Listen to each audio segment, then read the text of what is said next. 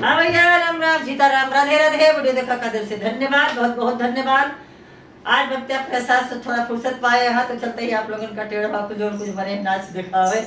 अगर इसे संजोग बढ़िया रहे तो जो कुछ बने रहे भैया आप लोगों का सुनाओ तो चुटकुल्ला मजेदार आप लोगों का चलते ही सुनावे। कैसे लगे तो दृष्टि आप लोगों बरसा ही रही। घर में घुसा चोर घर लूटई हो राजा, घर में घुसा चोर घर लूटई हो राजा, घर में घुसा चोर लूटई हो राजा।